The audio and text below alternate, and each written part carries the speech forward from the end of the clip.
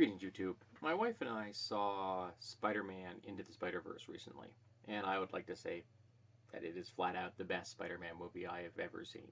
And I've seen all of the Spider-Man movies, at least all the ones that have been released in the US, and this one is the best.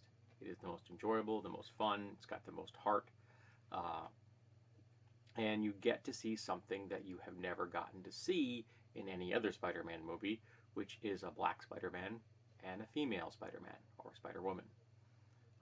So yeah, this is really important. Representation matters. And I'm not just saying that because, theoretically representation matters. No, I'm going to tell you what happened to me at the showing I went to that really brought it home that representation matters. We got stuck in the nosebleed seats, first row. It was the only two seats that were next to each other when we got the tickets. So we could have sat back further, but we had to have been on either end of aisles. I don't know why people do that. That's just not nice. But they're reclining seats, so they actually have to assign them to you. So yeah, it's a bit of a pain in the butt. And the cat hair is here. Yay, the cat hair is here. And well, look at that. Here's the cat. And sitting to my left was a family of three. A father and his two sons, and they happen to be black.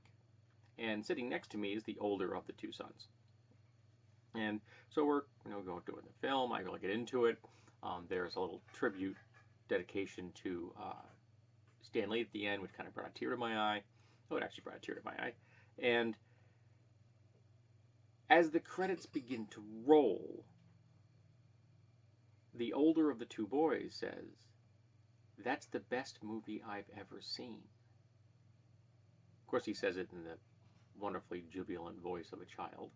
He was probably 8, maybe the other kid was probably 5. And that made me smile, but it also made me really happy.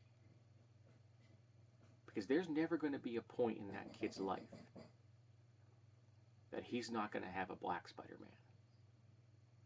I don't know if he's into the comics. Comic books are a convoluted mess. They are a cluster of the first water. Keeping track of multiple timelines and different dimensions, and it's, yeah, comic books can break you when it comes to trying to keep track of stuff. That's one of the reasons I only very rarely read them any longer, and I tend to read them somewhat sporadically.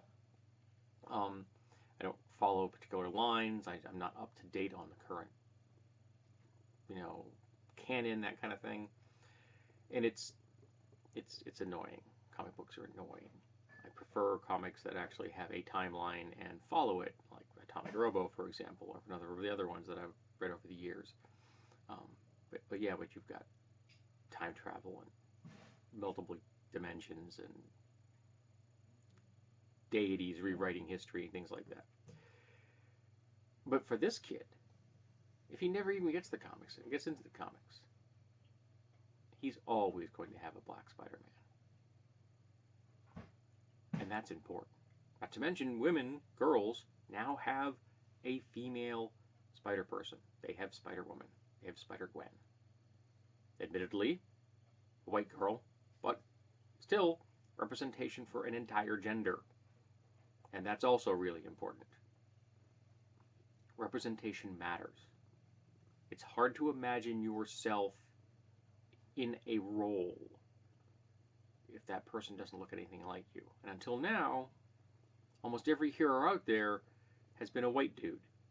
So it was really easy for people like me to identify with Peter Parker from a very young age because he looked like me. He was brown-haired. He was a geek. That's me. Well, believe it or not, I have brown hair. Or had, at least. And I never thought about that as a kid. It never occurred to me that I should be worried or concerned about the fact that I'm being represented in comics, because every comic was aimed at me. Every single one of them. And I'm getting to the point when I see new stories, comics, television, films, and the main character is a white dude or a white teenager or something, it just makes me tired. I'm just like, again? We can't have someone else be the hero? Where we can't have half the species, maybe be represented by a female character, and we can't have a brown person or a black person or an Asian person because, Caucasians are the minority on the planet. And yet if you look at films, the big blockbusters, they're the majority. They're really white. You currently look at the living lineup for the Avengers rolling into the second half of the Avengers 4 storyline. All the heroes are white. None of the black heroes made it. That's horrible. Complete erasure. Sure, we'll get some of them back. We know this. It's like we know Spider-Man's coming back because they just wrapped filming the next Spider-Man movie.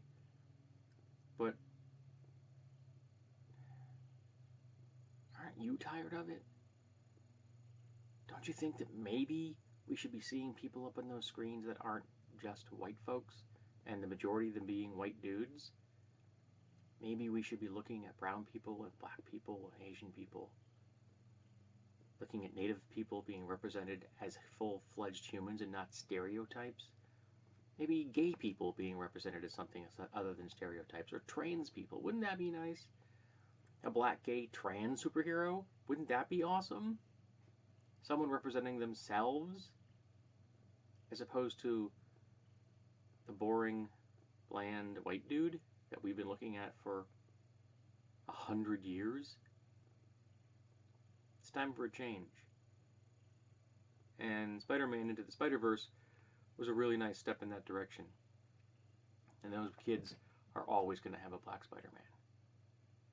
And that's really profoundly important.